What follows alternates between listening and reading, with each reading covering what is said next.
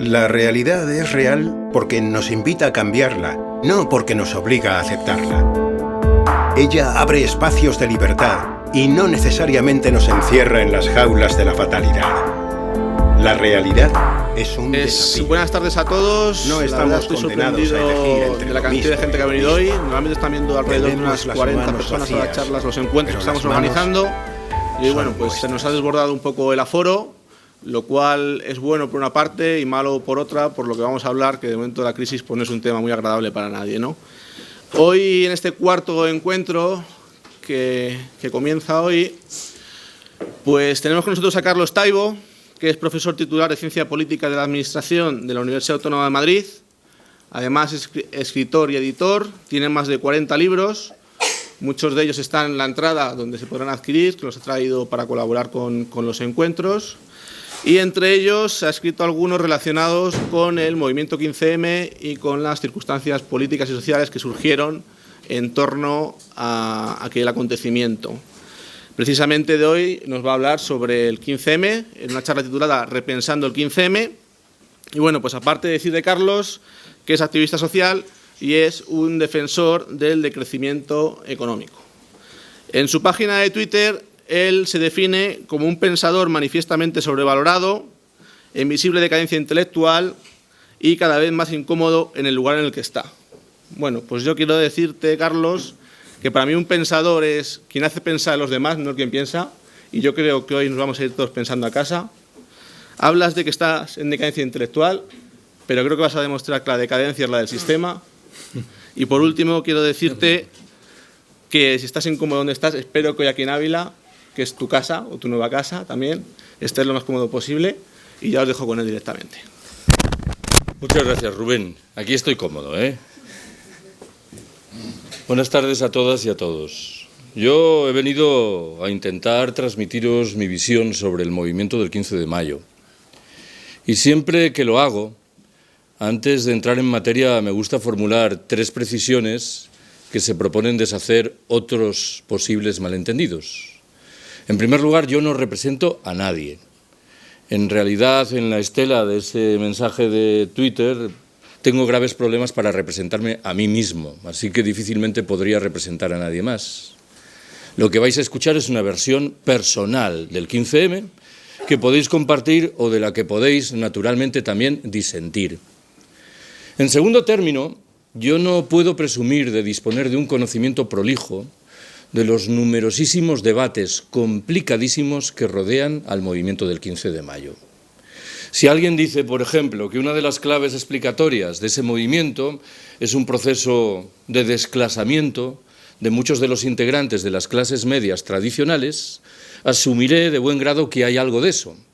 El proceso correspondiente, lo digo de nuevo, es lo suficientemente complejo como para que no esté en condiciones de abordarlo en todas sus dimensiones. Agrego una tercera y última observación.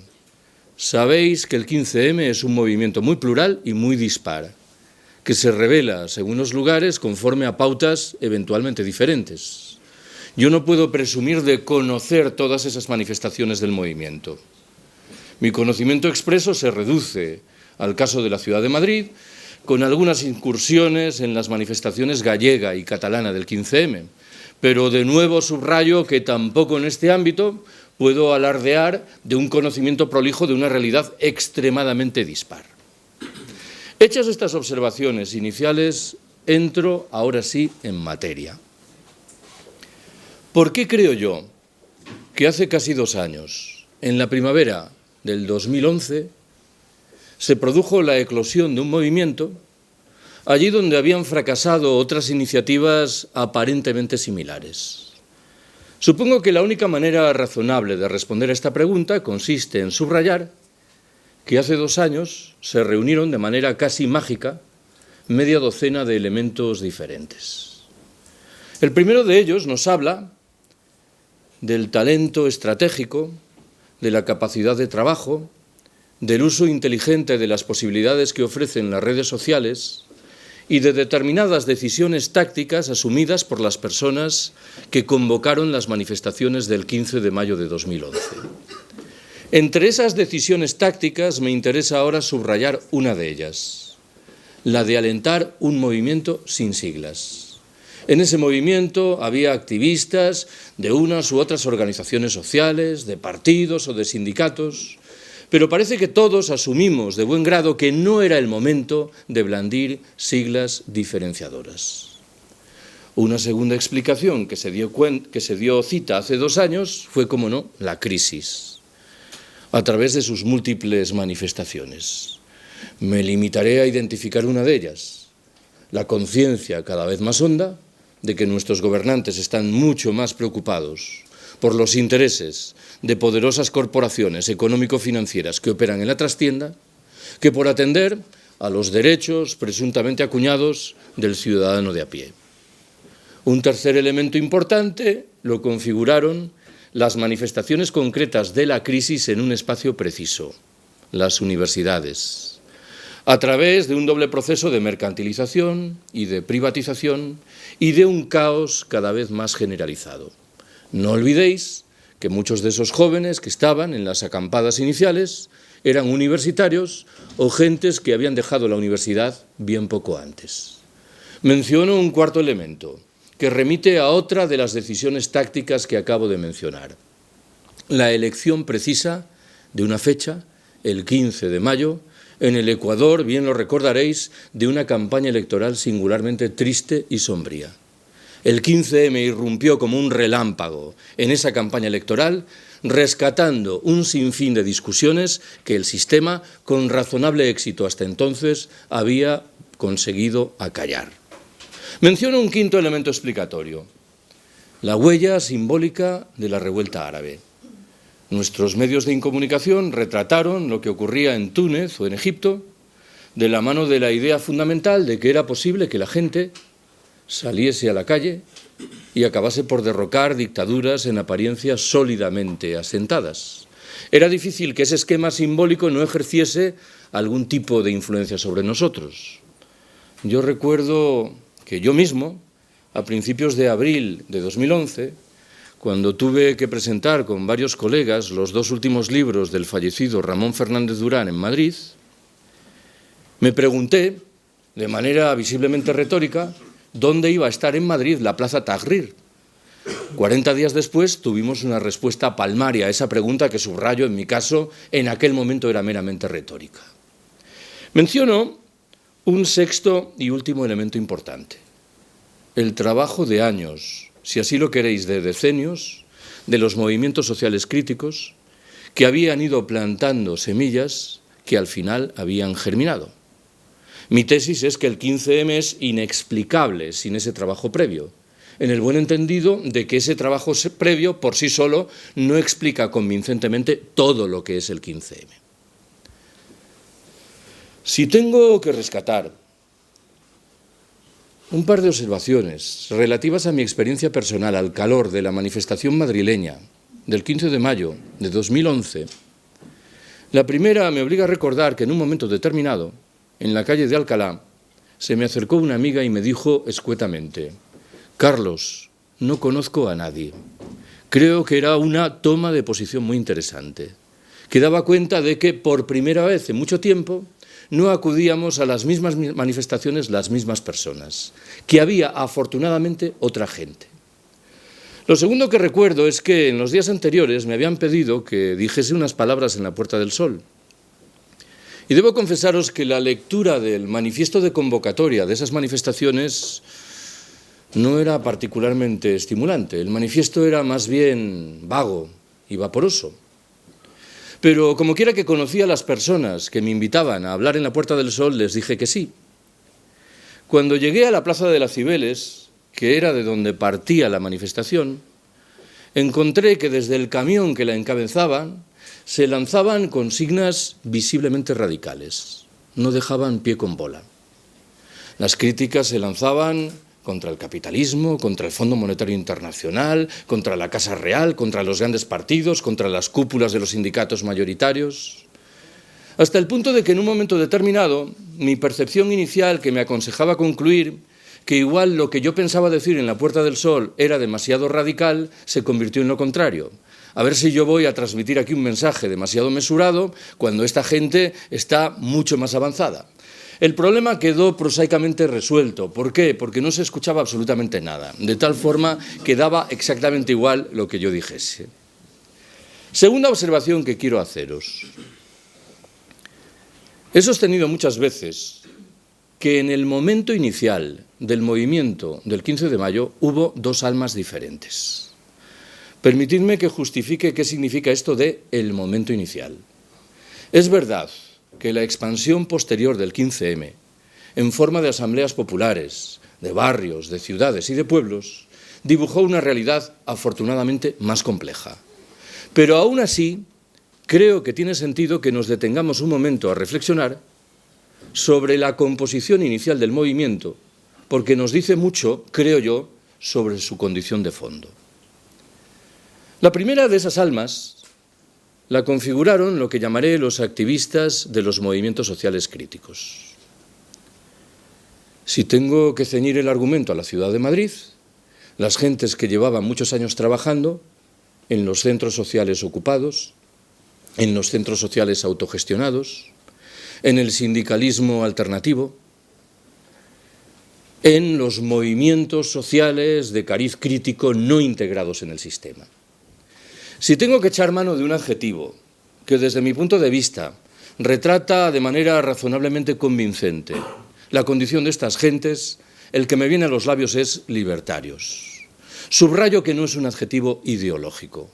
Hablo de gentes que apostaban por la democracia de base, por la asamblea, por la autogestión, que rechazaban los liderazgos.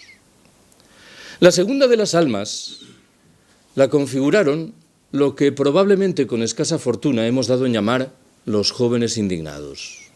¿Por qué digo con escasa fortuna? Porque el término creo que es un poco reductor.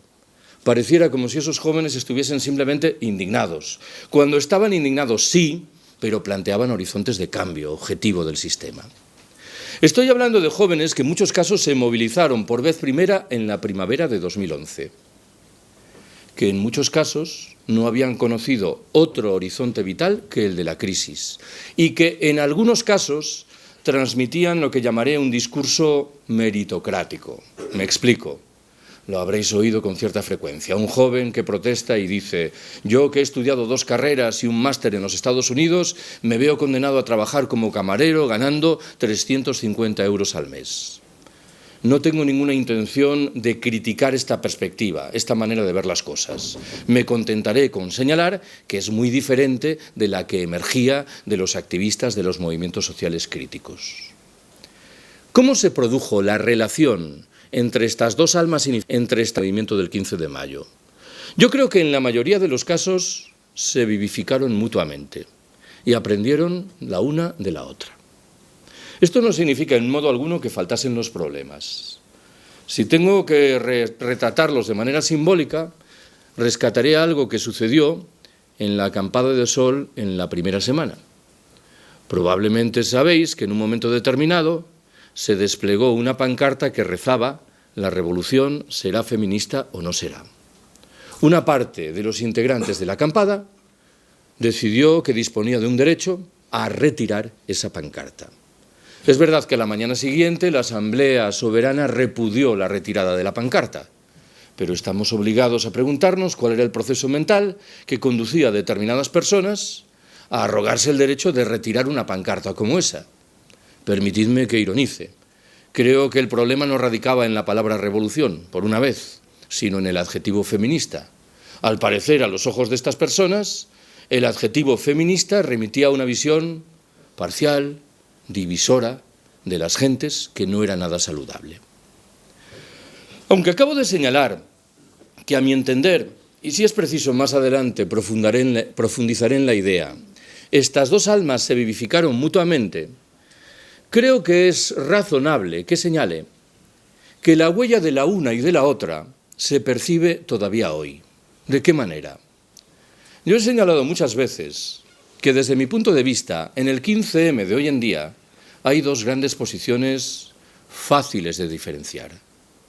La primera es la de gentes que consideran que la tarea principal del movimiento estriba en elaborar propuestas en la confianza de que serán escuchadas por nuestros gobernantes. La segunda de las posiciones entiende, en cambio, que el cometido fundamental del 15M consiste en abrir espacios de autonomía en los cuales procedamos a aplicar reglas del juego diferentes de las que se nos imponen, sin aguardar nada de nuestros gobernantes. Estoy pensando, para que me entendáis, en lo que suponen los grupos de consumo, las ecoaldeas, las cooperativas integrales, las fórmulas de banca ética y social que empiezan a manifestarse o el incipiente movimiento de trabajadores que se hacen en régimen autogestionario cooperativo con determinadas empresas al borde de la quiebra. Tercera apreciación que quiero trasladaros. No existe, como sabéis, un programa del movimiento del 15 de mayo. Creo, sin embargo, que tiene su sentido que procure identificar tres posiciones programáticas que, mal que bien, se pueden identificar dentro del movimiento. La primera es la propia de gentes que plantean propuestas de cariz exclusivamente político, que señalan que hay que darle fuerza al alicaído principio de división de poderes que padecemos, que estiman que hay que articular medidas mucho más severas de castigo de la corrupción, o que defienden una reforma de la ley electoral vigente. En un segundo estadio, hay personas que a todo lo anterior agrega un conjunto de demandas de cariz fundamentalmente económico y social. Y en ese sentido, rechazan, por ejemplo, el pensionazo que acataron las cúpulas de los sindicatos mayoritarios hace 2 años, cuestionan la reforma laboral que se aplica desde hace unos cuantos meses, o por rescatar una propuesta, entre otras muchas, defienden el establecimiento de una tasa que grave las transacciones de cariz especulativo. La tercera de las posiciones lo que plantea es una contestación frontal del capitalismo como un todo. Y en ese sentido, muy a menudo incorpora elementos que proceden del ecologismo y del feminismo más radicales. La tesis principal que voy a derivar de esta clasificación que acabo de proponeros me invita a concluir que muchos de esos jóvenes indignados, que en origen estaban en la primera de las posiciones, han ido transitando hacia la tercera. Que muchos jóvenes indignados que en origen defendían, por decirlo de otra manera, una propuesta ciudadanista, han ido transitando hacia un proyecto orgullosamente anticapitalista. ¿Qué significa en este contexto lo del ciudadanismo? Es un tipo de proyecto que plantea una disensión con respecto a algún elemento preciso del sistema. Por ejemplo, la injusta ley electoral que arrastramos. Es más sencillo entender, creo, que significa, en cambio, un discurso anticapitalista, de contestación del sistema como un todo. Lo digo de otra manera. Creo que muchos de esos jóvenes indignados han transitado desde la contestación de la epidermis del sistema para ir al núcleo del sistema. La epidermis, para entendernos, es la corrupción. La corrupción es un problema muy grave y muy vistoso, pero no nos engañemos. Supongamos, ya sé que es mucho suponer, que acabamos con la corrupción. La mayoría de las reglas del juego imperantes seguirían ahí. En ese sentido, creo que ha habido, en la mayoría de los lugares, un progreso en el terreno de la asunción de un discurso afortunadamente más radical y consistente. Cuarta observación que quiero haceros. ¿Por qué el movimiento del 15 de mayo, a lo largo de los 2 últimos años, ha sido objeto de permanentes acosos? Supongo que es fácil responder esta pregunta. Lo diré así. Porque es la primera iniciativa que surge, al menos en una dimensión importante, de nuestros movimientos sociales críticos y alternativos y que, sin embargo, disfruta de un eco popular muy notable. Hace unos segundos acabo de llamar la atención sobre lo que legítimamente se puede describir como una radicalización ideológica del movimiento del 15 de mayo. Bueno, el sentido común sugeriría que cuando un movimiento se radicaliza, pierde respaldo popular. Llamativamente no ha ocurrido esto con el 15M. Las encuestas en la primavera de 2011 afirmaban que el movimiento disfrutaba de la simpatía de entre un 65 y un 70% de nuestros conciudadanos. Es verdad que en el otoño siguiente el respaldo popular bajó un poco. Nunca se situó, sin embargo, por debajo del 50%. Pero los datos de los últimos meses revelan que la popularidad del movimiento se ha recuperado. Esto significa, creo que en virtud de una conclusión legítima, que la norma general que acabo de enunciar, cuando un movimiento se radicaliza, el apoyo popular retrocede, no se ha hecho valer. Antes de que alguien me lo reproche, ya sé que por detrás del verbo simpatizar con el movimiento hay demasiadas incógnitas que tendríamos que desactivar. En cualquier caso, quiero recordaros que estadísticas oficiales en mano, más de 10 millones de personas se han sumado a iniciativas promovidas por el movimiento del 15 de mayo. Algo que me parece que es inédito en el panorama de la articulación social de un país más bien pobre en este terreno como es el nuestro. Este escenario que acabo de mal retratar, creo que se convierte, lo decía hace un momento, en una explicación razonablemente convincente de los acosos padecidos por el 15M. Si tengo que retratarlos pedagógicamente, identificaré 3. El primero de ellos ha llegado de la mano de los tertulianos de la derecha ultramontana. Quiero recordaros que desde su púlpito en Libertad Digital, César Vidal, en la primera semana de la acampada de sol, afirmó que el cotarro de sol estaba dirigido por etarras especializados en guerrilla urbana. Bueno, yo siento piedad por esta gente, ¿no? Han perdido los sensores de peligro de una manera tan dramática que no acaban de enterarse de nada. Alguien me contó hace unos meses, no siempre lo recuerdo, que llamativamente una de las tertulianas estrella de la COPE había asumido una actitud respetuosa con respecto al 15M y, llegado el caso, incipientemente simpatizante. ¿Sabéis cuál era la explicación? Tenía 2 hijas en la acampada de sol. Algo que, claro, planteaba un problema objetivo que yo creo que tiene riqueza simbólica.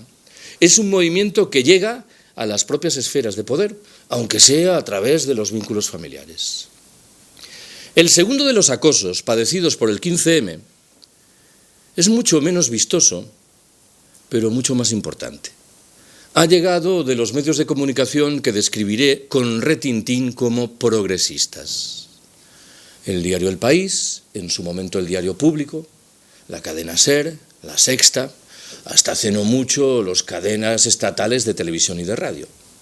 El código fundamental que han manejado los analistas orgánicos de estos medios de incomunicación apuntaba sistemáticamente a rebajar la radicalidad reivindicativa del 15M, a dibujar un movimiento de jóvenes que estaban lógicamente indignados, que salían a la calle y que protestaban, pero que poco más pedían que se les hiciese un poquito de caso.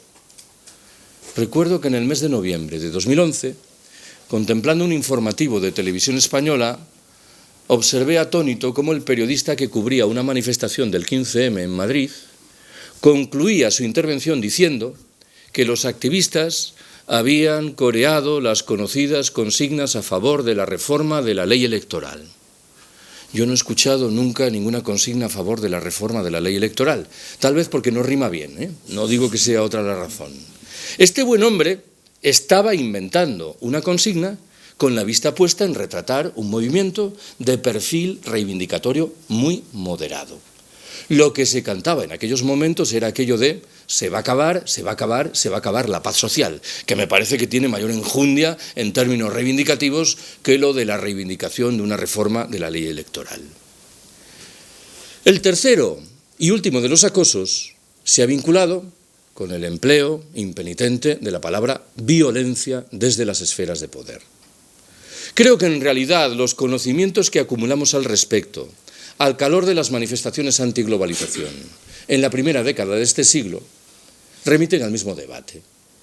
Nuestros medios de comunicación están muy preocupados por el apedreamiento de un escaparate del Corte Inglés, pero se desentienden sistemáticamente de la violencia estructural propia de los sistemas que padecemos, de la violencia que ejercen tantos empresarios sobre sus trabajadores, de la violencia de tantos varones sobre sus mujeres, de la violencia de los policías sobre los sin papeles, de la violencia que todas y todos ejercemos sobre el medio natural o de la violencia, cómo no, que se manifiesta a través de genuinas guerras de rapiña encaminadas a absorber las riquezas de los países pobres.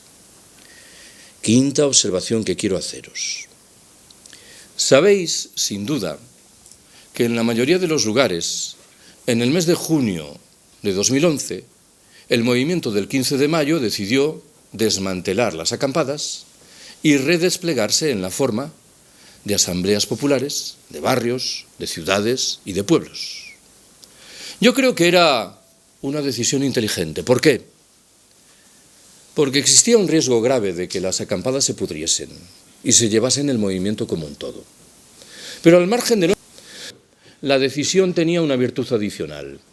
Reducía el riesgo de burocratización interna del movimiento y rebajaba la posibilidad de que el movimiento fuese controlado por algún agente externo.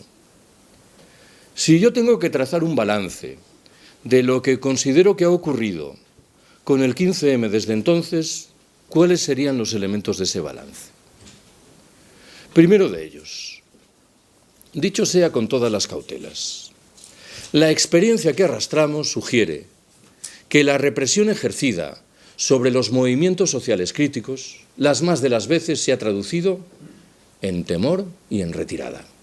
No ha sucedido esto con el movimiento del 15 de mayo, que creo que ha resistido saludablemente airoso a la represión. Las gentes salen una y otra vez a la calle. Uno de los motivos de mayor orgullo simbólico que me ha deparado el 15M asumió la forma de una entrevista en televisión que le realizaron a la pulida señora Cifuentes, la delegada del Gobierno en Madrid, con ocasión del primer aniversario del 15M en mayo de 2012. La señora Cifuentes se quejó agriamente de que no encontraba ningún interlocutor en el 15M con el que pactar horarios, recorridos de manifestaciones, concentraciones. Yo dije para mí, por fin lo hemos conseguido. No se dialoga con quien no se tiene que dialogar. Y me parece que era una alegría percatarse de que por fin, y en buena medida gracias a esos jóvenes indignados que a menudo criticamos agriamente, se estaba consiguiendo algo saludable. El segundo elemento del balance me obliga a rescatar algo que he mencionado antes, pero con una vocación distinta. Recordaréis que señalé que, a mi entender, una de las claves explicatorias de la eclosión del éxito inicial del 15M era la crisis que se manifestaba en las universidades. Ahora agregaré que, hablando en propiedad, las universidades no se movilizaron en la primavera de 2011. ¿Por qué? Por una razón muy prosaica. Era la peor etapa del año, la etapa de los exámenes. El momento de movilización de las universidades llegó en el otoño de ese año. En mi universidad, la Autónoma de Madrid, organizamos una asamblea constitutiva del 15M a finales del mes de septiembre. Acudieron unas 300 personas. Yo creo que el 15M ha sido un elemento decisivo para revitalizar muchas de las iniciativas de contestación en las universidades. No soy, en cambio, tan optimista sobre lo que ha ocurrido con un terreno relativamente afín. La vinculación de los adolescentes con el movimiento del 15 de mayo es extremadamente precaria. Si rebobináis vuestros recuerdos de las acampadas originarias del 15M, convendréis conmigo en que allí había gentes que tenían de 18 años para arriba.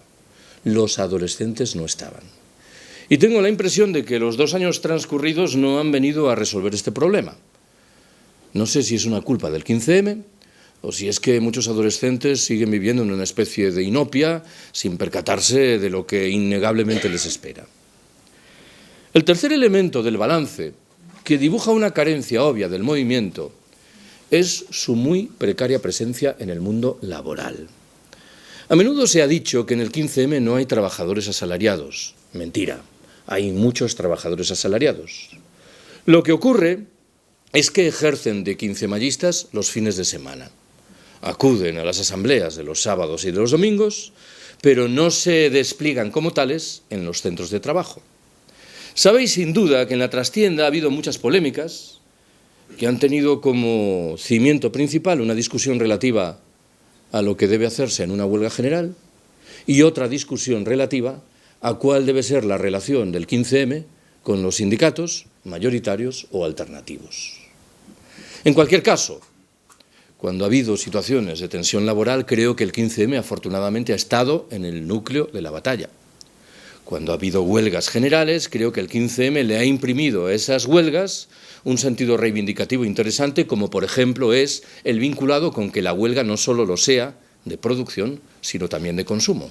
Que a estas alturas tenga uno que justificar esto es a menudo un poco triste. Un cuarto elemento de balance, que remite a otra carencia del movimiento, me obliga a hablar de su muy precaria presencia en el mundo rural. No nos engañemos, el 15M es un movimiento social y culturalmente urbano. Cuando yo he tenido la oportunidad, en los 2 últimos años, de hablar sobre el 15M en pueblos, recuerdo haberlo hecho, por ejemplo, en Toro, en Zamora, en Caspe, en Zaragoza, o en Baeza, en Jaén, entre varios otros lugares, me he topado siempre con la misma realidad. Había activistas del 15M que habían tomado, sin embargo, la decisión de sumarse a las asambleas de las capitales de provincias respectivas. Entiendo la decisión, pero creo que era un error, siquiera solo sea por una razón muy precisa. Buena parte de las demandas que surgen del 15M tienen que ver clarísimamente con una revitalización de la vida rural.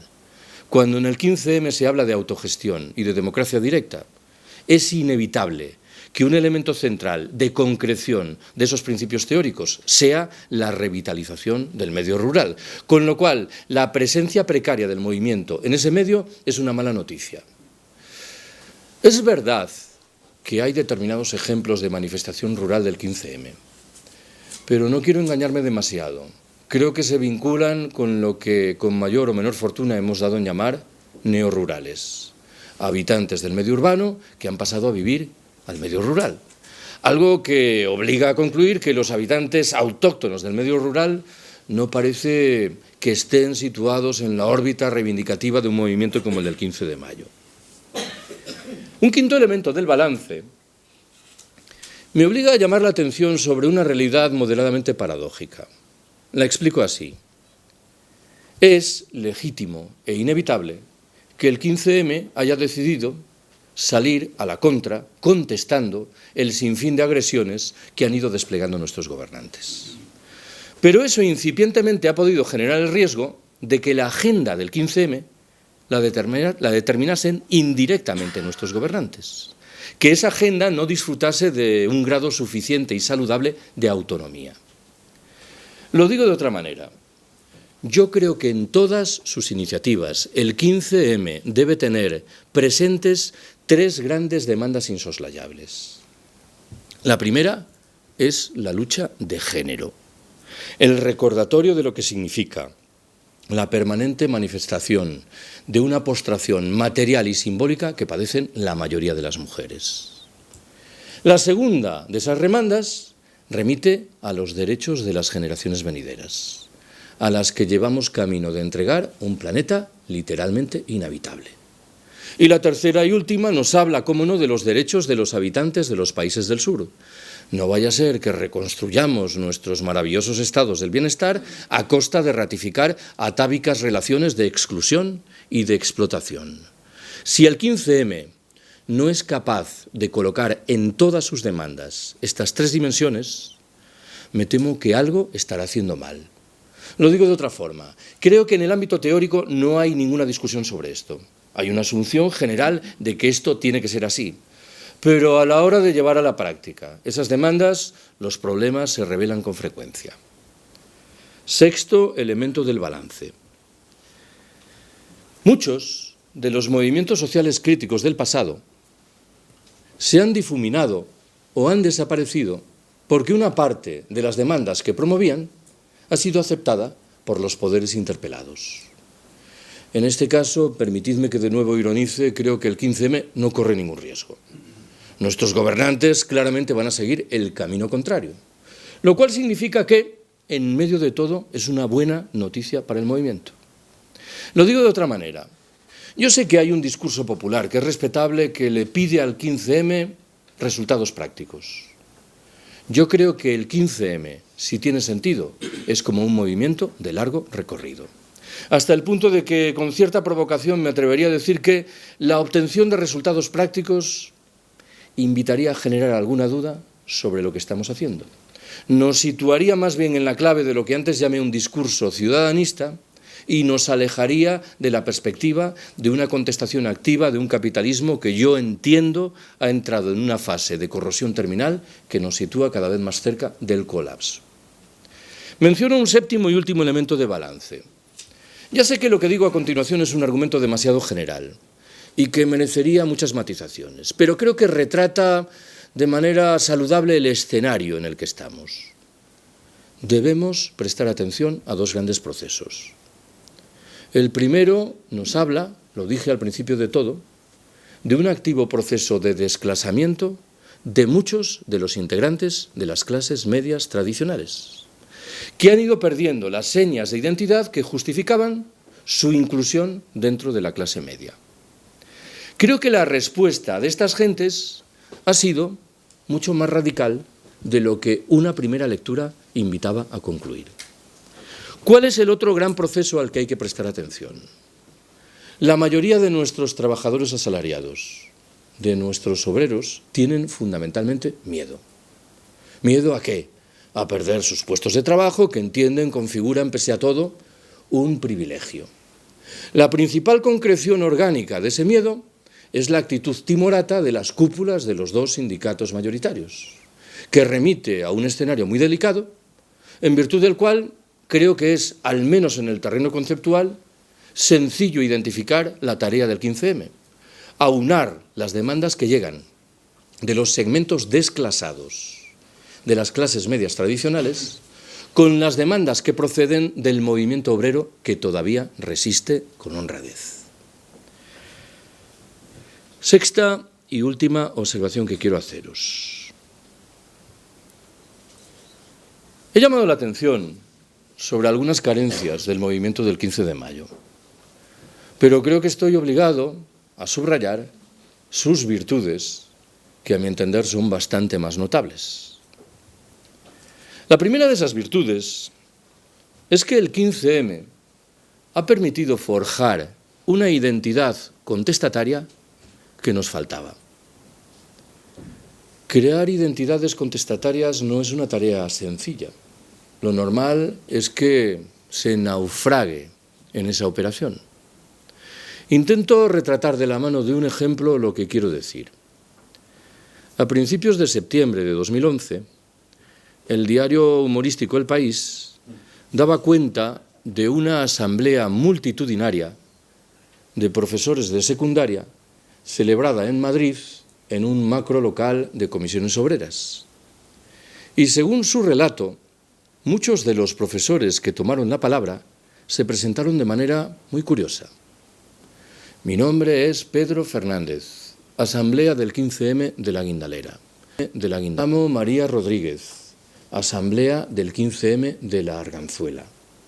Era una manera muy rápida y muy eficiente de decir, no somos como vosotros. Tenemos en la cabeza un proyecto diferente. Permitidme que lo subraye de nuevo. Generar esta suerte de identidades contestatarias no es una tarea sencilla. Segunda de las virtudes. Es verdad que el concepto de pensamiento único se extendió de tal manera que al final no quería decir gran cosa. Pero a mí me sirve para ilustrar lo que quiero subrayar a continuación. La lógica del pensamiento único, articulada por el sistema que padecemos, se tradujo ante todo en una visible censura con respecto a discusiones que quedaron dramáticamente cerradas. El 15M ha contribuido poderosísimamente a reabrir esas discusiones cerradas. Hoy, por ejemplo, podemos decir, sin ningún temor o con escasos temores a ser calificados de excéntricos, que contestamos el capitalismo y queremos salir de él. No es que esto sea, naturalmente, un tributo derivado en exclusiva del 15M, pero me parece que la agilidad del debate correspondiente sería difícilmente explicable sin el acervo que ha aportado en los 2 últimos años el 15M. Tercera virtud interesante. El 15M configura, a mi entender, un espacio autónomo en el que personas muy distintas pueden reencontrarse. Antes, cuando venía de la estación de tren, hemos estado hablando de esto. Es una discusión muy del día de hoy. Hoy ha corrido por la red una noticia que dice que en Sevilla hay una iniciativa encaminada a generar una coalición electoral de izquierdas y que determinados segmentos o gentes del 15M la apoyan. Debo confesaros que me ha gustado muy poco. Naturalmente que las gentes que están en el 15M tienen derecho a organizar las coaliciones electorales que quieran, pero me parece poco saludable inmiscuir al movimiento en eso. ¿Por qué? Porque es romper la lógica de ese espacio independiente común, de asamblea y de autogestión. Lo repito, cada cual es muy dueño de hacer fuera del 15M lo que quiera, pero creo que no ganamos nada si inmiscuimos al movimiento y provocamos una división que es estéril. Creo que mis primeras conciencias claras con respecto a esto se produjeron en noviembre de 2011 al calor de las elecciones generales entonces celebradas. ¿Por qué? Porque yo tuve la oportunidad de comprobar cómo era imposible que dentro del 15M nos pusiésemos de acuerdo sobre lo que había que hacer. Una parte del movimiento estaba por la abstención, otra por el voto en blanco. Hay quien reivindicaba que no se votase a los 2 grandes partidos. Hay quien se inclinaba por respaldar alguna opción política concreta. Bueno, a mí me parecía legítimo que hubiera esa pluralidad, pero era inevitable concluir que no nos íbamos a poner de acuerdo. De tal manera que yo no apreciaba qué ganancia obteníamos trasladando ese debate al 15M. Era más bien el riesgo de perder un espacio de reencuentro que no es, de nuevo, particularmente fácil de perfilar. Menciono una cuarta virtud, obvia. Cuando se dice que el 15M no ha conseguido nada, lo común es que olvidemos el aliento poderosísimo que le ha dado a otros movimientos que están a los alrededores. La plataforma de afectados por la hipoteca existía antes que el 15M. En uno de los libros que he traído, un libro colectivo, hay un capítulo de Ada Colau, y ella dice que la plataforma de afectados por la hipoteca recibió un impulso, un subidón ingente cuando surgió el 15M. Las mareas, la marea verde, la marea blanca, la marea azul, en su contenido reivindicativo, muchas veces radical, en su fortaleza, son literalmente inexplicables desde mi punto de vista sin el aliento del 15M por detrás. Menciono una quinta y última virtud, que es probablemente la más importante. El 15M ha permitido que muchas gentes descubran que podían hacer cosas que hasta hace 2 años aparentemente no estaban a su alcance. El ejemplo que propongo es siempre el mismo. En el mes de junio de 2011 recibí un correo electrónico que daba cuenta de algo que había sucedido al calor de la Asamblea Popular del barrio de Carabanchel, en Madrid. El relato era sencillo. Los 80 integrantes de la Asamblea Popular estaban reunidos en la calle. Y alguien avisó de que había un coche de la Policía Nacional al lado de una boca de metro. Eso significa siempre, o casi siempre, que hay un control de sin papeles. Los 80 integrantes de la Asamblea Popular de Carabanchel, en bloque, decidieron descender al metro. Rodearon a los 2 policías nacionales, sin mediar palabra, y los 2 policías nacionales, al parecer, se percataron de que no estaban en la mejor posición estratégica. De tal manera que el sin papeles empezó a caminar más despacio que los 2 policías nacionales y quedó subsumido en el alud de los 80 integrantes de la Asamblea Popular de Carabanchel. Supongo que entendéis lo que quiero decir. Esto que acabo de contaros hubiera sido literalmente impensable el 14 de mayo del año 2011. Hay un resorte que funciona en la cabeza de una parte de la población y que invita a hacer cosas que antes pensábamos no estaban a nuestro alcance. Acabo. He contado muchas veces algo que tuve la oportunidad de palpar en persona uno de los días de la semana inicial de la acampada de sol. Me encontré con un amigo argentino que llevaba a hombros a su hija Tania, de 4 años de edad. Y yo le pregunté a Tania qué le parecía lo que estaba viendo. Las tiendas de campaña, las carpas en la Puerta del Sol. Y lo cierto es que, como por lo demás cabía esperar, Tania no me dijo nada. Pero su padre me contó una historia que me pareció aleccionadora. Me dijo: cuando veníamos caminando hacia la Puerta del Sol, Tania me preguntó que qué era esto. Y yo le respondí que la gente estaba muy enfadada con todo lo que estaba ocurriendo. El caso es que Tania deambuló sola 3 o 4 minutos entre las tiendas y las carpas, se acercó a su padre y le dijo: papá, me has mentido. Tú me has dicho que están muy enfadados, pero a mí me parece que están muy contentos. Yo creo que retrataba muy bien el espíritu de la acampada de sol. Y retrata el espíritu, a mi entender, del movimiento del 15 de mayo. No suelo terminar diciendo lo que digo a continuación, porque no es un mensaje muy inteligente, pero como soy un pensador en franca decadencia, lo diré. Yo prefiero que los medios de comunicación sigan afirmando que el 15M está muerto. Será una muy buena noticia para el movimiento, porque sus sensores de peligro estarán francamente desactivados. Pero aquí, entre nosotros, como no nos oye nadie, el 15M no está precisamente muerto. Los medios de comunicación tienen un gravísimo problema para percatarse de lo que ocurre con el movimiento. ¿Por qué? Porque solo les interesa el 15M cuando hay convocada una macromanifestación o cuando hay un hecho de violencia presuntamente vinculado con el movimiento. Y para calibrar lo que ocurre con el 15M hay que acudir los sábados y los domingos a las asambleas populares y percatarse de las iniciativas constantes que el movimiento va desenvolviendo. Es un comentario muy común entre gente que visita Madrid cada 3 o 4 meses, que han visto lo que entienden que es un revolcón notabilísimo en la actividad asociativa de la ciudad.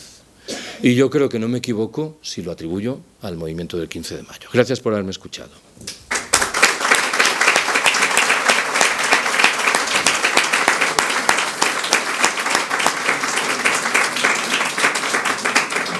Bueno, pues ahora en la media hora que nos queda aproximadamente vamos a abrir una ronda de preguntas.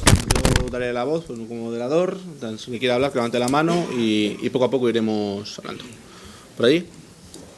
Sí, no sé si se me oye. Sí. Hay una corriente actual de análisis, de estudio, de reflexión, de pensamiento que viene a decir que el sistema político, económico actual está llegando a su fin y que entramos en una etapa nueva que no se vislumbra por dónde va a salir y que en definitiva ha quebrado el sistema.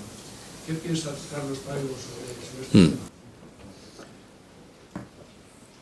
Vamos a ver. Yo sé que la discusión es muy compleja y que las conclusiones dependen en muy buena medida de cómo ordene uno los datos. Si uno solo le presta atención a la crisis financiera, es lógica la conclusión de que el capitalismo se encuentra en un momento singularmente vivaz. Alguien dirá, si no fuera así, ¿cómo acometería con tanta soltura recortes y agresiones tan duros como los que está sacando adelante? El problema es que si uno amplía el ámbito de visión y pasa a considerar, por ejemplo, y en lugar central, la crisis ecológica que ya está aquí, me temo que la conclusión es muy diferente. Claro, si uno le presta atención a los efectos dramáticos del cambio climático, del encarecimiento inevitable en los precios de la mayoría de las materias primas energéticas que utilizamos, si uno recuerda los problemas ingentes que atenazan a muchos países del sur, me temo que el diagnóstico justifica la conclusión que tú has formulado. Lo digo de otra manera. El capitalismo es un sistema que históricamente ha demostrado una formidable capacidad de adaptación a los retos más dispares. La gran pregunta hoy es la relativa a si no está perdiendo dramáticamente los mecanismos de freno que en el pasado le permitieron salvar la cara. si llevado de un impulso, al parecer incontenible, encaminado a acumular espectaculares beneficios en un periodo de tiempo muy breve, no está cavando su propia tumba, con el agravante claro de que dentro de la tumba nos encontramos nosotros y puede desmoronarse sobre nuestras cabezas. Lo explico de una manera más. Uno puede y debe criticar agriamente al capitalismo por haber sido de siempre un sistema explotador, excluyente e injusto. Pero convengamos que históricamente ha sido un sistema razonablemente eficiente. ¿En qué sentido? En el sentido de que la mayoría de los empresarios obtenían los beneficios que esperaban alcanzar. Hoy ni siquiera esto es evidente. Estos neoliberales que durante 3 décadas han rechazado orgullosamente todo tipo de intervención de los poderes públicos en la economía, cuando las cosas han venido mal dadas, ¿qué es lo primero que han hecho? Reclamar las ayudas de los ministerios, de las consejerías, de los ayuntamientos. ¿No os parece que es un indicador sólido de falta de eficiencia y de corrosión interna? La imprevisión, en fin, y por dejarlo ahí, con que el capitalismo obsequia la crisis ecológica, creo que nos emplaza de nuevo ante el escenario de la corrosión. Últimamente me da por recordar, para justificar esto último que acabo de decir, que hace unos meses, en una charla en no sé dónde, alguien me preguntó si, pese a todo, no apreciaba en nuestros gobernantes algún tipo de conciencia de los peligros derivados de la crisis ecológica. Y yo preferí echar mano de la idea. Y recordé algo que con certeza recordaréis también vosotros. Hace 2 años, esta estimulante figura intelectual que es Alfredo Pérez Rubalcaba convocó en Madrid una rueda de prensa para presentar una medida precisa, consistente en reducir la velocidad máxima en autovías y autopistas de 120 a 110 kilómetros por hora. Lo recordáis, ¿no? Probablemente recordaréis también que 4 meses después convocó otra rueda de prensa, en la que en sustancia dijo 2 cosas. Primera, que la medida había producido los resultados apetecidos. La factura energética se había reducido, creo recordar, en 400 millones de dólares y, caramba, además, se había rebajado el número de muertos en las carreteras. Ya sabéis qué fue lo segundo que dijo, que de resultas de lo anterior se restauraban los 120 kilómetros por hora. Yo me quedé un tanto atónito de que entre el público no hubiera algún periodista que se acercase a Rubalcaba e intentase ahogarlo, ¿no? La lógica formal dice, si uno aplica la medida A y produce los resultados apetecidos, habrá que porfiar en la medida A, no retirarla. Bueno, si alguien agrega, y ya lo sabéis, que el actual gobierno español ha decidido elevar a 130 kilómetros por hora la velocidad correspondiente, creo que ya tenemos el circuito. Me temo que cada vez está más justificada la conclusión de que el capitalismo ha entrado en una fase de corrosión terminal. Y para aquellos que recelan legítimamente de esta conclusión, les sugiero simplemente que dediquen 10 minutos a estudiar el perfil de la crisis ecológica. Porque es verdad, dicen, que en el pasado se ha formulado muchas veces este diagnóstico, el capitalismo está a punto de desmoronarse. Es cierto. Pero en el pasado me temo que la crisis ecológica no presentaba los perfiles cada vez más cruentos que se revelan hoy en día. Benjamín. Bueno, en primer lugar me alegro de que sean las universidades donde se cuece los grandes cambios, si no puede contestar con más precisión. Y otra cosa, pues que, bueno, pasamos de alguna manera de una dictadura a una democracia en el que se están viendo los efectos, y yo creo que este sistema democrático se queda obsoleto completamente, visto lo que tenemos, corrupción, desahucio, etcétera, etcétera. ¿Hay algo que a la vista que cambie ese sistema para bien de todos, o es luchar contra todo lo que está produciendo un sistema arcaico sin cambios reales? En primer lugar, me parece obvio que tenemos gravísimos problemas con nuestro sistema político, problemas que en último término conducen a dudas serenas en lo que respecta a la conveniencia de calificarlo de una democracia. Claro, somos invitados a acudir a las urnas cada 4 años para después descubrir que la mayoría de las decisiones importantes quedan en manos de poderosas corporaciones económico-financieras que operan en la trastienda. Algo que plantea un problema muy severo, ¿no? Nuestros representantes democráticos electos parecen disfrutar de una capacidad muy reducida de tomar las decisiones principales. Pues, adelante. Vamos a ver. En el diccionario busqué lo que era un gobierno, y un gobierno efectivamente es el que gobierna todo. Luego busqué mercado, y el mercado, pues efectivamente pone que tiene sus productos, etc.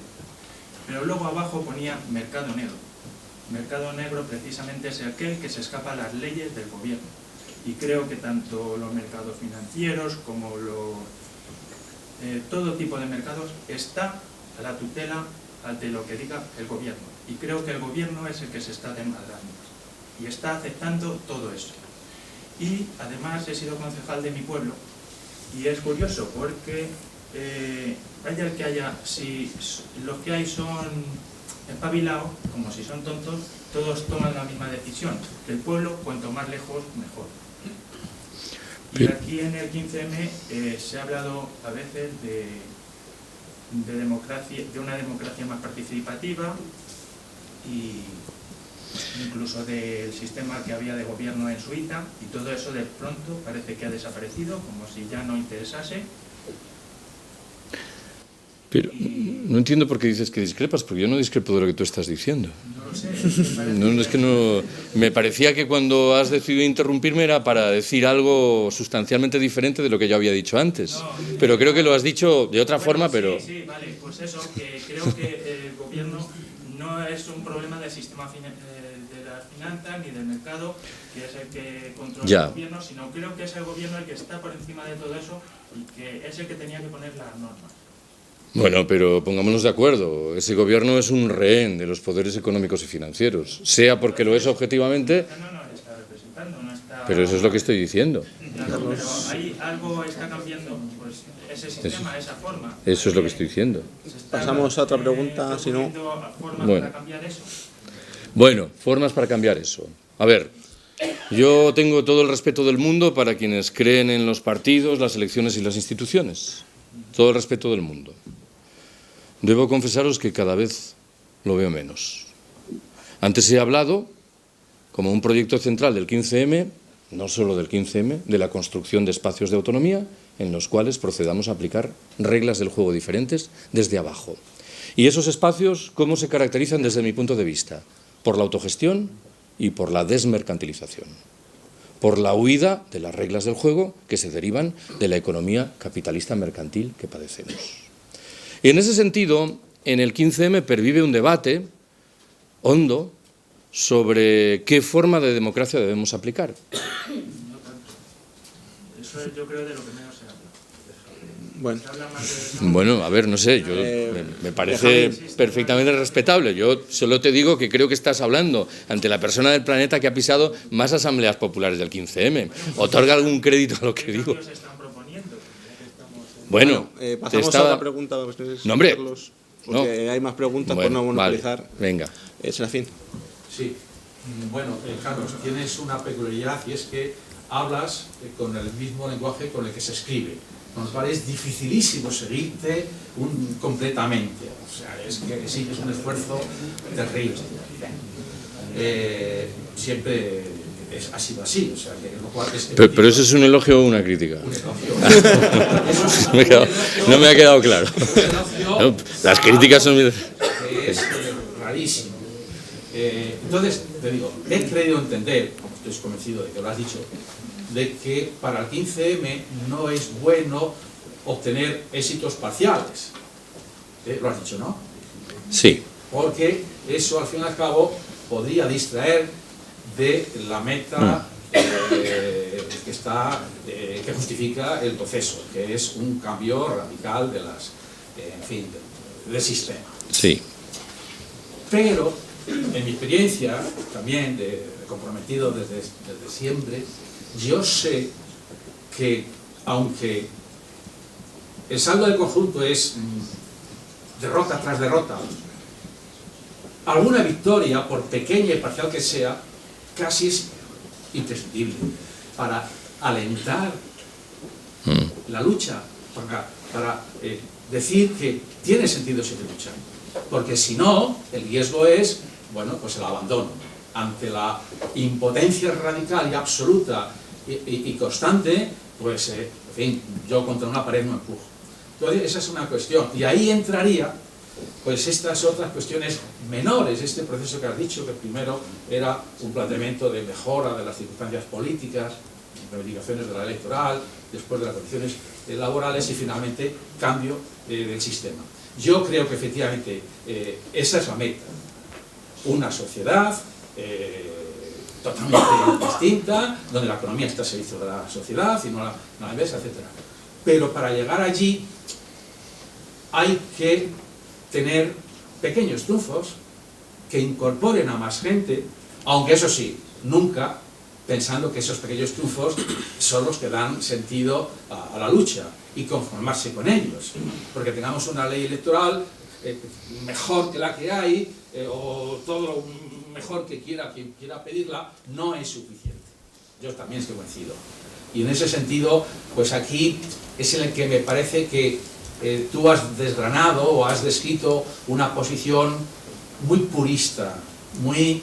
Quizá conviene que tengamos este conocimiento, de tú que tienes la visión de conjunto, pues que sepamos exactamente el sentido del movimiento. Pero de verdad, te aseguro que aquí hay la gente que hay, y este acto se ha hecho, porque gente no tan pura, no con un planteamiento tan radical, está manteniendo todo esto. Es decir, que en el momento se nutre, se vertebra de la articulación de fibras, unas con un planteamiento clarísimo de la meta y otros con planteamientos mucho más parciales, incluso cortos, pero que se retroalimentan y se apoyan mutuamente. Por tanto, aunque acabas de decir que respetas a los que tienen esperanza en el juego de los partidos, etc., lo acabas de decir, además es así, no es que lo haya dicho, es que es evidente, porque tienes una trayectoria pública, no eres un desconocido, pero conviene aceptar que en la viña del Señor, en esa dirección, la dirección, caben grados. Y no se puede decir el que no esté en el grado óptimo, el 100% es despreciable.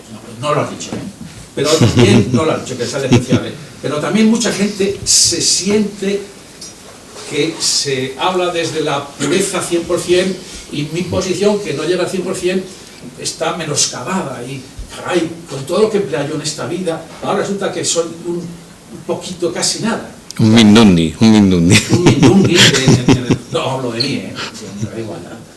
Vale, pues nada más. Bueno, tú también hablas como se escribe, o sea, bueno, te lo digo. Vamos a ver. Es un elogio. Vamos a ver. Cuando yo enuncié ese argumento al que tú te has atado, ya avisé que tenía cierta dimensión provocadora. Claro, igual es que como hablo, como escribo, esa parte te la perdiste. Dije, el argumento tiene cierta dimensión provocadora. Claro, si a mí me dicen que el gobierno del Partido Popular reforma la ley hipotecaria y garantiza la dación en pago, yo me alegraré, obviamente. Lo que quiero decir, y yo creo que has captado bien el sentido de mi argumento, es que conviene guardar las distancias. Yo voy ahora al polo contrario, me parece que lo que has dicho es muy razonable, con respecto a determinadas posiciones que son tan posibilistas que todo lo miden en virtud de un criterio de eficacia en el corto plazo. Y yo he dicho antes que considero que si el 15M tiene sentido, es como un movimiento de largo recorrido, de transformación de esta sociedad. Pero claro, empíricamente el 15M ha conseguido cosas. Yo creo que le ha dado un aliento, lo he dicho antes, a otros movimientos. En realidad, buena parte de los éxitos, por relativos que sean, en lo de las hipotecas, guardan relación con la acción del 15M, como creo que la construcción de esos espacios de autonomía, el impulso que están recibiendo, las cooperativas integrales, por ejemplo, es algo palpable, no remite a nada etéreo y fuera del mundo. Lo que ocurre es que asumo una discusión distinta de la que tú propones, mi lectura de los hechos es que tenemos que asumir la contradicción que se deriva, y enuncio mi convicción, de que esto se nos va rápidamente. Y al mismo tiempo la condición más bien precaria de lo que podemos hacer. Y eso, a mi entender, por un lado obliga a uno a llamar la atención, por ejemplo, permanentemente sobre una palabra que no utiliza la izquierda tradicional: colapso. Yo escucho a los dirigentes de la izquierda tradicional y esa palabra no forma parte de su discurso, y me preocupa mucho. No sé si porque han decidido ignorar el debate correspondiente o porque tienen miedo de acrecentar los temores, algo que podría volverse en contra de los movimientos de contestación. En ese sentido, me parece que es muy importante mantener el discurso radical, porque si no lo mantenemos estaremos perdiendo la perspectiva de lo que, a mi entender, está ahí. Y alguien dirá, ¿qué es estar ahí? 2030. El petróleo y el gas se acaban. Los precios se van a multiplicar de manera espectacular. Todos los pronósticos serios dicen que es imposible que el cambio climático genere una subida de la temperatura planetaria por debajo de los 2 grados. Vamos ya más allá de los 2 grados. Y en ese sentido me temo que las respuestas de la izquierda tradicional son dramáticamente cortoplacistas. Están tan apegadas al suelo que hay un problema grave. Yo no soy una persona que se dedica a castigar a la gente, no lo soy, pero esto me preocupa. A ver, lo reflejo de la mano de un argumento preciso.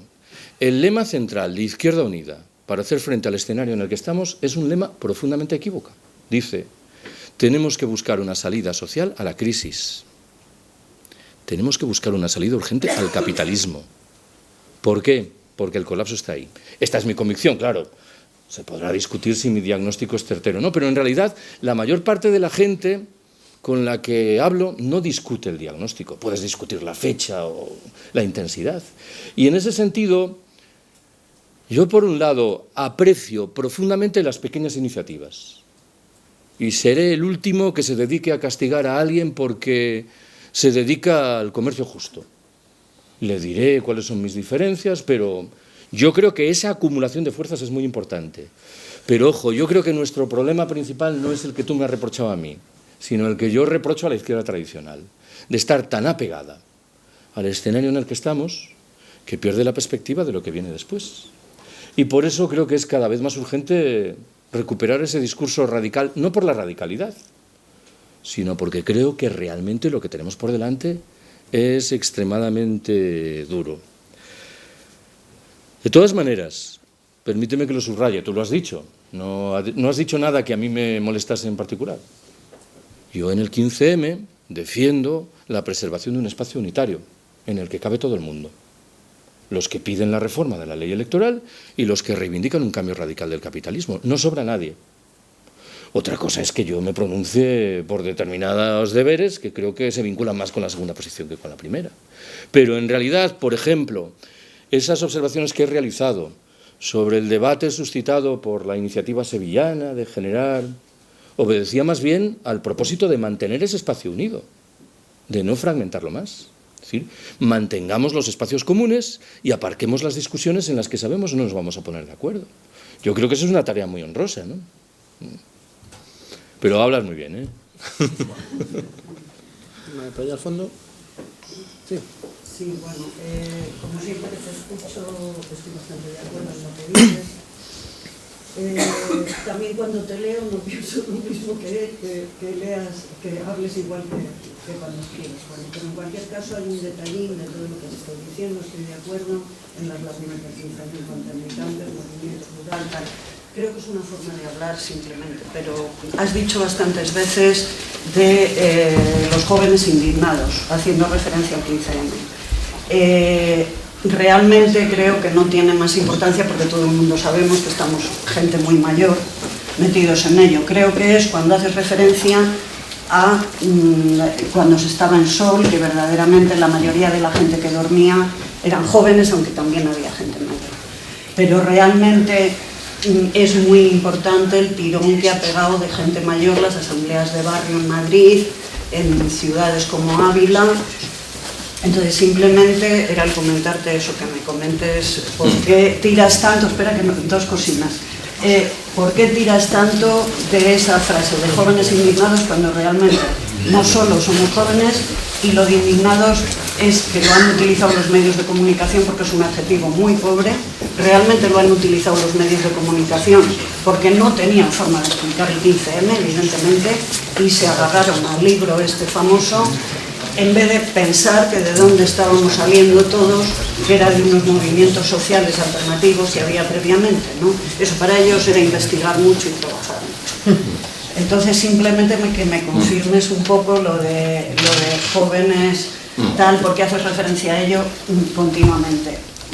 Y otra de las cosas es, vamos a ver, yo veo que como es una trayectoria muy larga, y además, efectivamente, para cambiar este sistema en el que estamos, ellos están intentando arreglarlo con las mismas medidas que lo han hecho venir abajo, por lo tanto ellos no lo van a conseguir arreglar nunca, tendrá que ser cosa nuestra.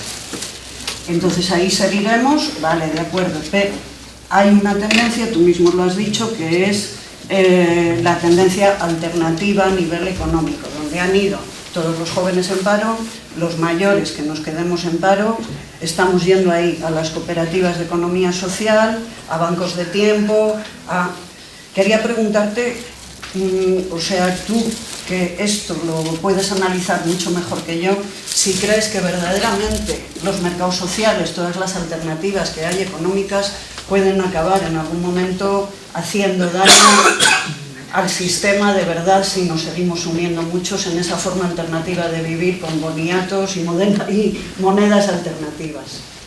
Y luego otra de las cosas que quería decir es darte la enhorabuena por la cantidad de gente que has conseguido mover en Ávila. Eso es un triunfo, porque nunca hemos estado en estas charlas tanta gente como hoy. Y darnos la enhorabuena a todos por la sentencia del Tribunal Europeo sobre los desahucios, que ha sido un éxito.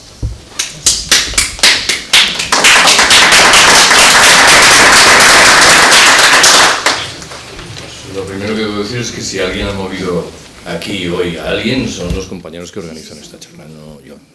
Vamos a ver, lo de los jóvenes indignados. Recordarás que ya dije que no me gustaba el término, que era un término degradante en alguna condición o al menos reductor, ¿no? Me refería, recuérdalo, al estadio inicial del movimiento. Creo que subrayé que cuando el movimiento se redespliega en la forma de asambleas de barrios o de pueblos, su realidad generacional es infinitamente más compleja. Y en realidad en un momento determinado indirectamente redundé sobre esto cuando dije, se afirma por ahí que en el 15M no hay trabajadores asalariados. Mentira, hay muchos trabajadores asalariados, que por lógica son gente que tienen cierta edad, porque los jóvenes ya sabemos que no tienen trabajo, ¿no? También dije que no me gustaba el adjetivo indignados, y has hecho bien en mencionar el libro este de Hessel, con todos los respetos por el señor, pero es que los periodistas siguen pensando que la gente salió a la calle el 15 de mayo de 2011 porque había leído masivamente el libro de Hessel. Dice, bueno, pero a ver, en un país en el que nadie lee absolutamente nada, ¿cómo va a ser esta la explicación? Es decir, el libro de Hessel fue, tú lo has dicho bien, una especie de icono que los medios de comunicación, y además el libro de Hessel, que es respetable en sí mismo como dimensión de crítica del sistema, es muy débil, no nos engañemos. No. En uno de esos libros que he traído ahí, que es una especie de diario de campo de mis experiencias del 15M, se titula Que no se apague la luz, hay un epígrafe que titulo Harto del libro de Hessel, ¿no? Harto de que los periodistas me preguntasen por el libro de Hessel, y dice, bueno, el libro de Hessel, ¿qué importa? Nada. Segundo, a ver, yo tengo que asumir de buen grado que esa defensa constante que hago de los espacios de autonomía, de la economía social, es, pese a lo que tú sugerías antes, una defensa muy cautelosa, digamos muy modesta y más bien reformista en el sentido último de la expresión. ¿Por qué? Porque me gustaría plantear un proyecto más orgulloso, ambicioso y radical, pero no lo veo. Entonces, asumo de buen grado que mi propuesta es voluntarista. Creo, esto es lo que podemos hacer ahora. Construir y porfiar en esos espacios de autonomía, y claro, no lo he dicho en mi charla, pero es una obviedad, aunarlos. procurar relacionarlos entre sí, federarlos. No se trata de ir generando por ahí pequeños islotes, cada uno de los cuales funcione de manera independiente. Yo estoy planteando un proyecto que en el terreno teórico es de autogestión generalizada. ¿Por qué digo que es lo más digno que creo que podemos hacer? Yo tengo buena relación, no es verdad, pero en fin, vamos a dejar la fórmula así, con algunos de nuestros economistas socialdemócratas de bandera. Y escucho con mucha frecuencia sus análisis en defensa de la construcción de una banca pública. Y creo que están bien motivados, pero estoy obligado a hacer una pregunta de crudo realismo. ¿Cuánto tiempo podemos esperar a la creación de una banca pública? Tanto más cuanto que la fórmula correspondiente debe pasar inexorablemente por partidos, parlamentos e instituciones. Si tengo que decirlo con un punto de ironía no malévola, ¿cuántos años habrán de transcurrir para que Izquierda Unida tenga en el Congreso de Diputados en Madrid 180 representantes? Y dicho sea entre paréntesis, si alcanza los 180 representantes, ¿qué habrá sido de Izquierda Unida? Que es otra pregunta delicada, ¿no? Y en ese sentido, la ventaja de los espacios de autonomía, de la economía social, es que eso lo podemos hacer aquí y ahora. Y esto es muy importante, a efectos movilizadores, a efectos de que la gente diga, estamos haciendo algo, ¿no? Estamos cambiando determinadas relaciones. ¿Eso va a permitir que progresemos de tal manera que el sistema se sienta preocupado? Espero que sí. Aunque en realidad la pregunta que se me suele formular no es estrictamente esta, es ¿nos van a dejar hacerlo? Bueno, no creo que lo vayan a tomar tranquilamente. Ya parece que la mayoría de las normativas que emergen de la Unión Europea se encaminan a regular de manera tan extrema estos espacios autónomos que lo de la desmercantilización, que por cierto, permitidme que lo repita, es un término interesante. Yo quiero autogestionar, significa gestionar a través de fórmulas de democracia directa, pero quiero desmercantilizar, romper la lógica mercantil del beneficio, del negocio privado. Tengo la impresión, no nos van a dejar, pero esta es una de las luchas de siempre. Agrego una última observación, por si alguien siente la duda. Alguien podría decir, bueno, Carlos, nos estás diciendo que tenemos que construir al margen espacios de autonomía, y esto implica que no vamos a entrar en confrontación con el sistema. No. Claro que tenemos que entrar en confrontación con el sistema, la cotidiana que hemos mantenido siempre. Creo que las personas que estamos pidiendo eso hoy no nos caracterizamos precisamente por nuestra tibieza en el ámbito de la contestación del sistema, ¿no? No lo sé, veremos. Yo, como soy gallego, ya sabéis que cuando me hacen una pregunta complicada echo mano de una vieja historia que alguien me habrá escuchado. ¿Eh? Bueno, dejémoslo así. La historia es de un gaitero de Lugo, un hombre muy mayor, más de 80 años de edad, que fue invitado a participar en un acto sobre gaitas en Asturias. Y alguien en una emisora de radio le hizo una entrevista y le preguntó qué pensaba de Evia, este gaitero asturiano que toca una gaita un poco heterodoxa, semielectrónica, sin soplar. Y cabe suponer que al viejecito de Lugo, que era un gaitero tradicional, no le gustaba lo que hacía Evia, pero debió pensar, ¿y qué gano yo con meterme con un colega contra el que por lo demás no tengo nada? Y dio con una de esas frases cuyo empleo os recomiendo cuando tengáis que hacer frente a una pregunta delicada. Dijo, pues verá usted, si le digo la verdad, le mentiría. Vale, ya por tiempo solo nos queda una pregunta muy rápida. Ya el turno Álvaro, que es el más joven de aquí, y por tanto ya que estamos todos indignados. A ver, la economía... ¿Cuántos años tienes, Álvaro? 20 y en abril hago 21. Bueno, vale.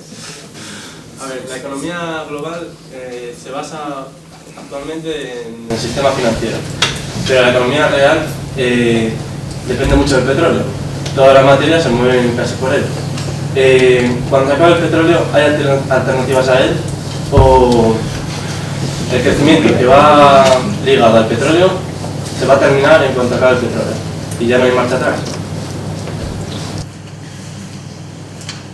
A ver, mi impresión es que hay alternativas hoy, si fuésemos capaces rápidamente de reenderezar el rumbo del barco, pero no lo estamos haciendo. Cuando a mí me preguntan si vamos a poder esquivar el colapso, respondo que no, que lo más que podemos hacer es mitigar los efectos del colapso y retrasar un poco su manifestación en el tiempo. No solo por lo del petróleo, también por lo del cambio climático, que es tan importante como lo anterior. ¿Hay alternativas? Bueno, toda la teoría del decrecimiento es una propuesta de alternativa. Pero claro, la alternativa implica apostar por una reducción de los niveles de producción y de consumo en los países ricos, reclamar una redistribución radical de la riqueza, reconstruir fórmulas de relación social mucho más rica que la que hemos ido heredando, apostar por la sencillez y por la sobriedad voluntarias, salir del capitalismo, en una palabra, romper con todo el imaginario de la producción, del consumo y de la competitividad. Aunque empezásemos hoy claramente a apostar por todo esto, me temo que llegamos tarde. Ya sé que alguien dirá, y este es el discurso dominante, bueno, pero aparecerán tecnologías que nos permitirán resolver estos problemas. Lo dudo mucho, pero en cualquier caso no parece que sea una buena recomendación la de aguardar a que puedan aparecer determinadas tecnologías. El hecho de que haya motivos para concluir que el ser humano puede acabar por controlar la ley de la gravedad no significa que hoy debamos empezar a construir edificios sin escaleras y ascensores, por razones obvias, ¿no? Y este creo que es el debate, ¿no? El problema, por decirlo así, y acabo, es que no hemos dado ningún paso objetivo, serio, en el camino de intentar evitar esto. Y me parece que el panorama invita, claro, poco al optimismo. Siento mucho que hay gente que ha pedido la palabra y no, por tiempo se tiene que ir en tren, entonces vamos un poco justos. Bueno, de agradecer a Carlos Taibo su presencia aquí contra nosotros. Creo que se ha encontrado a gusto y nosotros más todavía a su lado. Y bueno, como sabéis, hoy es la última jornada de encuentros que estaba programada, pero gracias a vuestra asistencia, a vuestro interés y bueno, vuestra participación, la gente que está organizando esto, estamos encantados y en la próxima semana vamos a intentar que se generen un nuevo calendario de unas 3 charlas aproximadamente. Estamos trabajando ya en ello, tenemos prácticamente todo cerrado, pero no queremos adelantar nada hasta que tengamos. Para la gente que no tenga forma de acceso o no sepa muy bien cómo informarse de esto, hay una hojita a la entrada para apuntar un correo electrónico para que nosotros le mandemos las convocatorias que hay en un futuro. Aparte, Carlos Taibo ha traído libros de su gran colección que tiene como escritor. A precio apolítico. A precio apolítico, que están allí en la mesa de la entrada. Y bueno, pues deciros poco más, ¿no? Que con esto yo creo que ya la realidad dicho, es real porque nos invita a cambiarla, no porque nos obliga a aceptarla. Gracias por vuestra asistencia y hasta Ella abre espacios de libertad y no necesariamente nos encierra en las jaulas de la fatalidad. La realidad es un desafío. No estamos condenados a elegir entre lo mismo y lo mismo. Tenemos las manos vacías, pero las manos son nuestras.